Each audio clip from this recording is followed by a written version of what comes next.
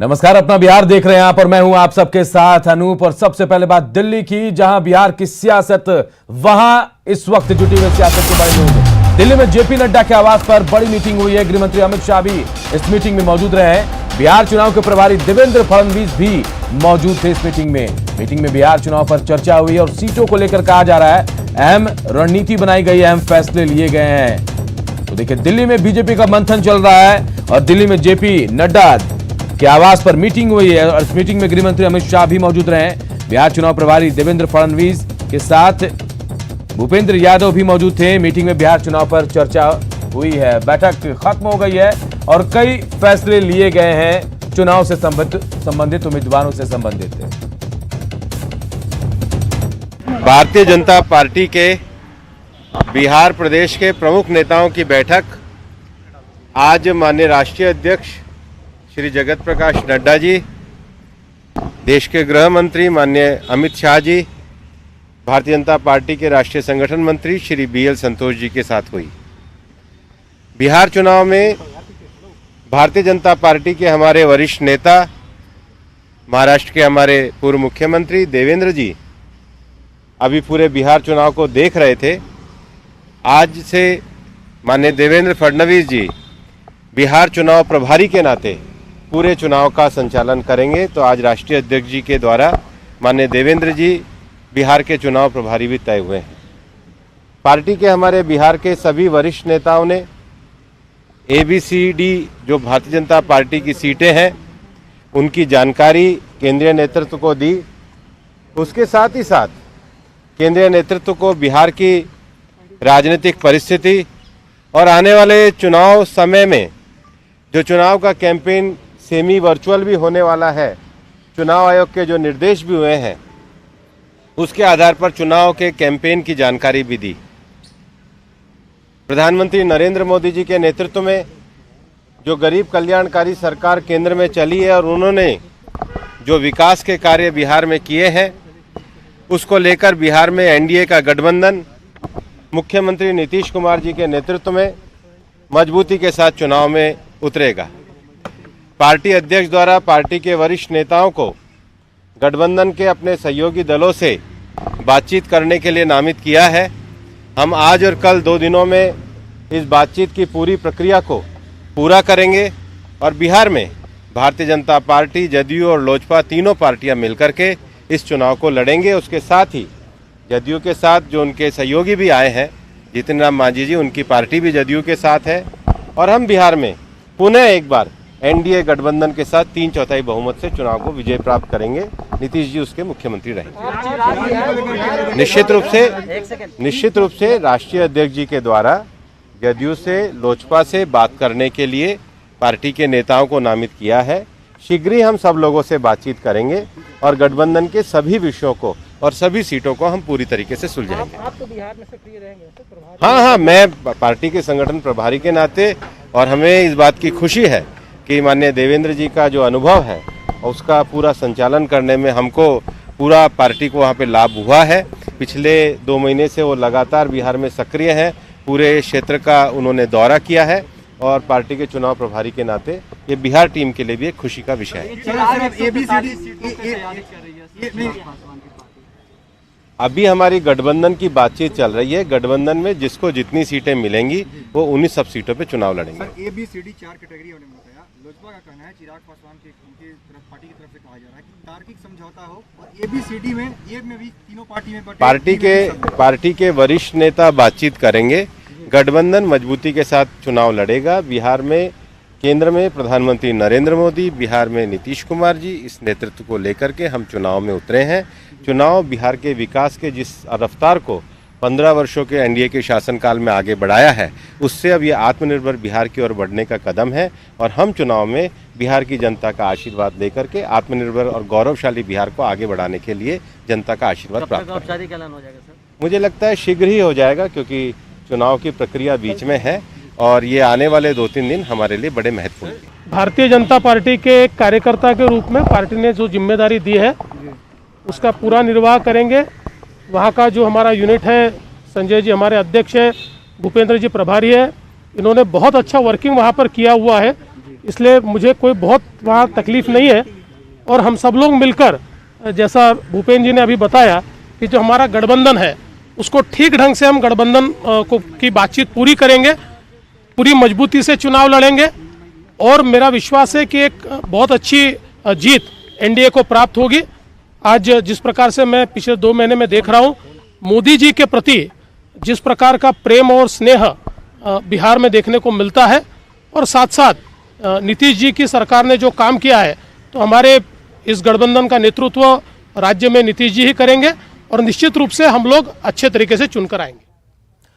तो देखिए, ये मीटिंग खत्म हो गई, जेपी नड्डा के आवास पर हो रही थी और बहुत सारी बातों पर फैसला लिया गया है और ये भी कहा जा रहा है कि एलजेपी से बातचीत भी की जाएगी। हमारे सहयोगी अमितेश हमारे साथ सीधे जुड़े हुए हैं। अमितेश, कहा जा रहा है कि बहुत कुछ फाइनल हो गया है, लेकिन अभी एलजेपी को मना पाना मुश्किल हो रहा है, या फिर एलजेपी की बात सामने नहीं आ पाई है, तो एलजेपी कब तक अपने पत्ते खोलेंगे या फिर बातचीत शुरू होगी? अब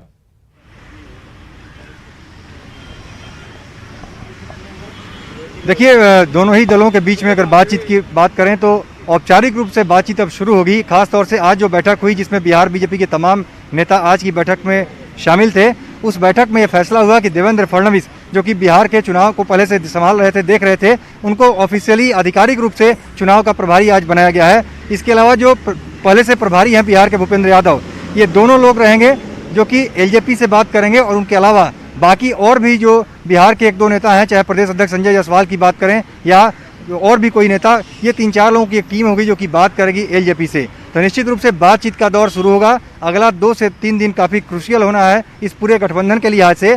और इस बात की जानकारी खुद भूपेंद्र यादव ने दी है। उन्होंने कहा कि 2-3 दिनों में सब कुछ फाइनल हो जाएगा। लेकिन उन्होंने 2 बातें बिल्कुल साफ साफ शब्दों में कही आज की बैठक के बाद कि एलजेपी, जीतन राम मांझी पार्टी जो हम पार्टी है, मांझी की पार्टी वो, जेडीयू, बीजेपी, चारों पार्टियां मिलकर चुनाव लड़ेंगी, एक साथ चुनाव मैदान में उतरेंगी और नीतीश कुमार के नेतृत्व में अगली सरकार बनेगी, नीतीश कुमार मुख्यमंत्री बनेंगे। तो एक बात बिल्कुल साफ है, बीजेपी पूरी तरह से चाह रही है कि सभी दलों को एक साथ एकजुट रखा जाए, क्योंकि एलजेपी पहले से कह चुकी है कि हमारा गठबंधन बीजेपी के साथ है, जेडीयू कह चुकी है कि हमारा गठबंधन बीजेपी के साथ है। दोनों ही दल आपस में गठबंधन की बात से इनकार करते रहे और जो एक तरह से खींचतान दोनों ही दलों के बीच में देखने को मिला, इसी के चलते गठबंधन को लेकर के बातचीत की जो गाड़ी है वो पटरी पर नहीं आ पा रही थी। लेकिन इसमें सबसे बड़ी बात है कि आज दिन में जो सबसे बड़ा डेवलपमेंट हुआ, बीजेपी के पूर्व राष्ट्रीय अध्यक्ष और केंद्रीय गृह मंत्री अमित शाह जब इस पूरे चुनावी माहौल में जब यहाँ पर केंद्र में आए हैं, जब उन्होंने आज जेपी नड्डा से मुलाकात की, सुबह 12:30 बजे के आसपास अमित शाह खुद जेपी नड्डा जो कि बीजेपी के राष्ट्रीय अध्यक्ष हैं वहाँ पहुँचे हैं। देवेंद्र फडणवीस और भूपेंद्र यादव उनके साथ थे। लगातार बैठक चल रही है अभी तक। ये चारों नेता जेपी नड्डा के घर पर ही हैं। तो इस बैठक में बीच में आए थे 1 से 1.5 घंटे के लिए बिहार बीजेपी के नेता सुशील मोदी, मंगल पांडे, नित्यानंद राय, संजय जायसवाल, ये सभी लोग पहुंचे थे दिन में 1-1.5 घंटे के लिए 2 बजे।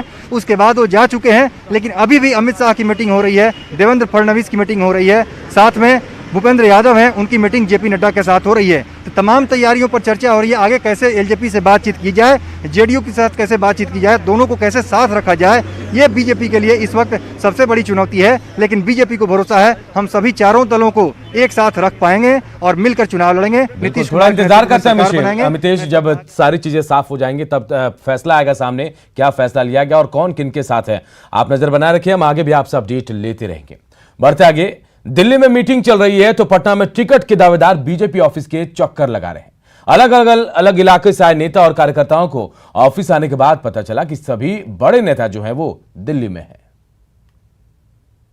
एनडीए में सीट बंटवारे को लेकर बातचीत दिल्ली में चल रही है।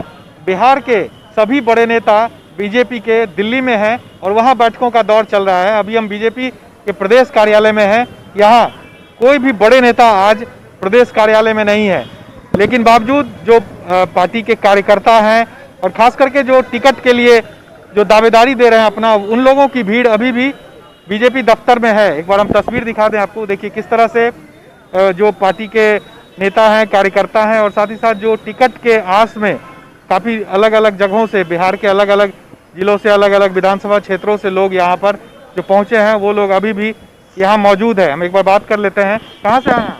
12 चट्टी गया। टिकट के लिए नहीं, सीट के लिए। सीट के लिए आए हैं जी। यहाँ कोई बड़े नेता नहीं मिले? मेरा कोई नहीं मिले। आप लोगों को नहीं थी सूचना कि आज नहीं है? नहीं, सूचना नहीं थी। तो आप लोग आए तो आज कोई फायदा नहीं हुआ आने के बाद? नहीं, अपने जिला अध्यक्ष से मिले, अपनी बात को रखें कि 12 सीट भाजपा को होना चाहिए आप लोग में से और कहीं से भी हैं कोई? कहाँ से? सुरसंड विधानसभा जिला सीतामढ़ी से हम आए हैं। मुलाकात आपकी हुई यहाँ? हाँ, बातचीत हो रही है और शिवहर की सर्वश्रेष्ठ उम्रदराज सांसद श्रीमती पार्टी के कोई बड़े नेता से यहाँ मिले? जी, कोई जी। कौन किन? श्रीमती रमा देवी जी से आज सुबह में हमारी बातचीत हुई है। पार्टी ऑफिस में जो संगठन के नेता हैं, कोई प्रदेश अध्यक्ष वगैरह किन्हीं से मुलाकात तो नहीं हो पाई? अभी तो हम आए ही हैं, अब मुलाकात। वो लोग दिल्ली में हैं सब लोग। जी, तो देखिए, आप जो कार्यकर्ता हैं पार्टी के और साथ ही साथ टिकट के जो दावेदार हैं, उनकी भीड़ लगातार पार्टी के कार्यालय में लग रही है, लेकिन जो मंथन है वो दिल्ली में चल रहा है। आज से कल तक में सब कुछ तय होना है कि आखिर एनडीए में सीट शेयरिंग का फार्मूला क्या होगा, और इसे ही तय करने के लिए सभी जो बड़े नेता हैं प्रदेश के बीजेपी के, वो दिल्ली में कैंप कर रहे हैं और वहाँ मीटिंगों का दौर चल रहा है। कैमरा पर्सन आशीष के साथ साकेत कुमार, न्यूज़ 18 पटना। इधर दिल्ली में कांग्रेस स्क्रीनिंग कमेटी की बैठक भी चल रही है, जिसमें स्क्रीनिंग कमेटी के अध्यक्ष अविनाश पांडे, शक्ति सिंह गोहिल, मदन मोहन झा और सदानंद सिंह मौजूद हैं। बैठक में आरजेडी के सीटों के ऑफर 58+2 सहित हर रणनीति पर विचार किया जा रहा है।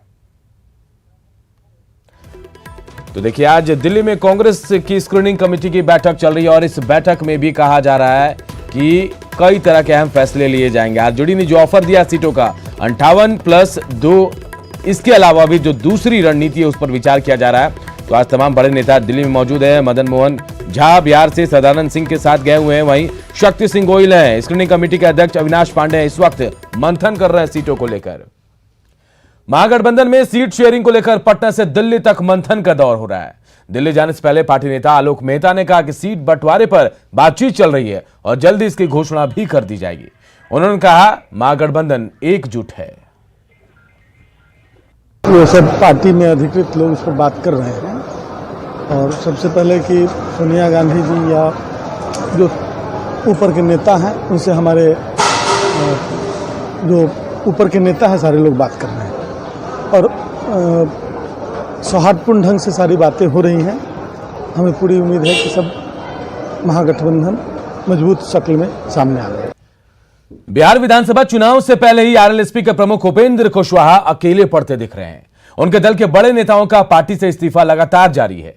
3 दिनों के अंदर कुशवाहा को 2 बड़े झटके लगे हैं। 2 दिन पहले पार्टी के प्रदेश अध्यक्ष भूदेव चौधरी ने पार्टी को बाय बाय कर आरजेडी का दामन थाम लिया और पार्टी के महासचिव माधव आनंद ने पार्टी की सदस्यता से इस्तीफा दे दिया है।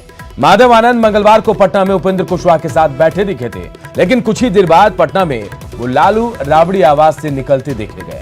माना जा रहा है कि माधव आनंद जल्द ही आरजेडी का दामन थामेंगे। आरएलएसपी के नेताओं के लगातार जाने से कुशवाहा धीरे धीरे कमजोर पड़ते जा रहे हैं।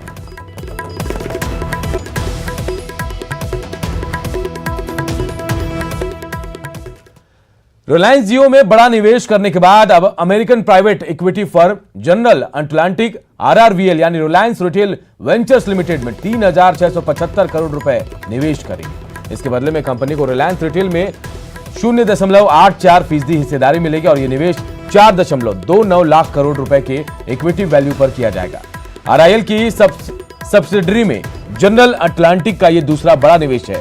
इससे पहले जनरल अटलांटिक ने जियो में 6,598.38 करोड़ का निवेश किया था।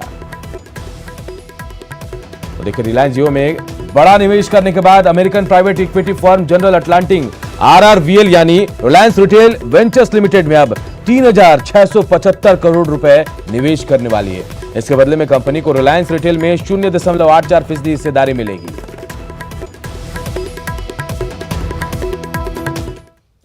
सेंसर बोर्ड के अध्यक्ष प्रसून जोशी ने कहा कि जिस तरह से हाल के दिनों में फिल्म इंडस्ट्री और कई कलाकारों को विवाद में घसीटा गया है, उसका मकसद देश के बड़े मसलों से ध्यान हटाना है। उनका कहना है कि इस सिनेमा ने हमें कुछ नायक दिए और महान कहानियों को अमर बनाया, तो जन जन को बड़े स्तर पर प्रभावित भी किया।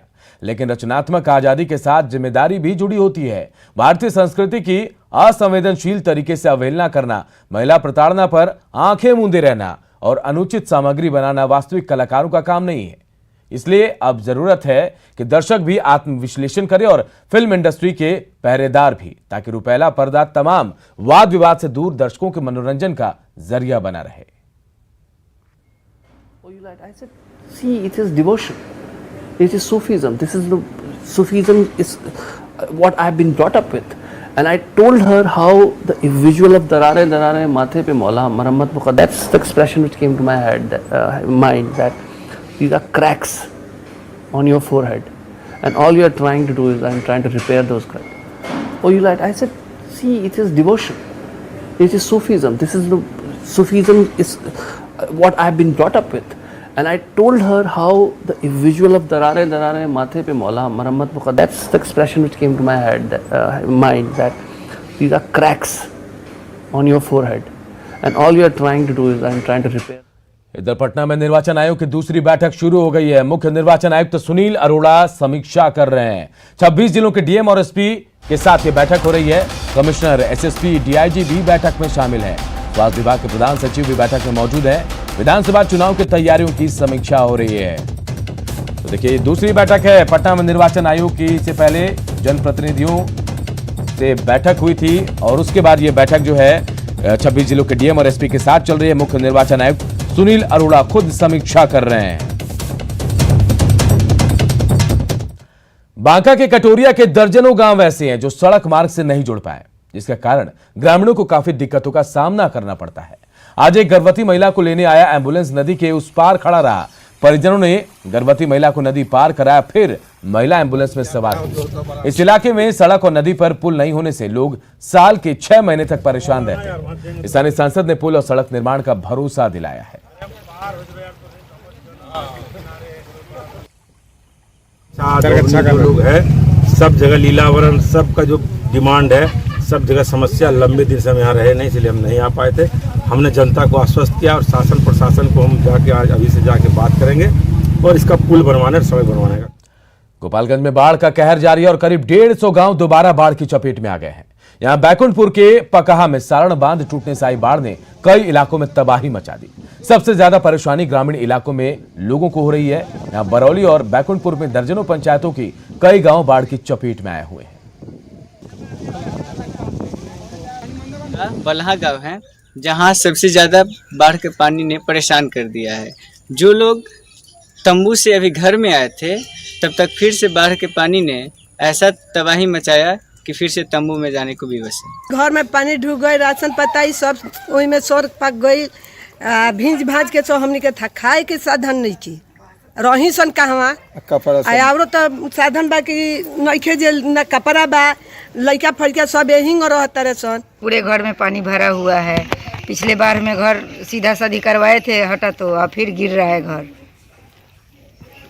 परेशानी बहुत है, बच्चे सबको लेकर हम लोग परेशान हो रहे हैं पानी में। गोपालगंज में NH 28 पर एक सप्ताह से महाजाम लगा हुआ। उत्तर प्रदेश की सीमा से लेकर डुमरिया घाट तक करीब 60 किलोमीटर तक ये जाम है। कुचायकोट पुलिस से लेकर थाना मांझागांव, बरौली, सिंगवलिया पुलिस अपने अपने इलाकों में जाम हटाने की कोशिश भी कर रहे हैं। बताया जा रहा है कि बाढ़ और बारिश की वजह से सड़क कई जगहों पर टूट गई है और इसलिए इस सड़क पर इतना बड़ा जाम लगा है। इस जाम का जायजा लिया हमारे सहयोगी मुकेश कुमार। गोपालगंज में पिछले एक सप्ताह से जाम लगा हुआ है और यहाँ पर कुचायकोट की सीमा से लेकर उत्तर प्रदेश की सीमा से लेकर के और डुमरिया घाट तक लंबा जाम लगा हुआ है। जाम की वजह से कई किलोमीटर तक यहाँ पर जो बस हैं, यात्री बस, एम्बुलेंस, ट्रक, वो हलकान है और यहाँ पर पुलिस प्रशासन की टीम लगातार लगी हुई है और जाम को छुड़ाने के लिए। लेकिन बताया जाता है कि NH 28 पर बड़े बड़े गड्ढे और जर्जर होने की वजह से ये जाम लगा हुआ है और इस जाम की वजह से आए दिन लोगों को परेशानी झेलनी पड़ रही है। मुकेश कुमार, न्यूज़ 18, गोपालगंज। और आइए अब देख लेते हैं चुनावी हलचल की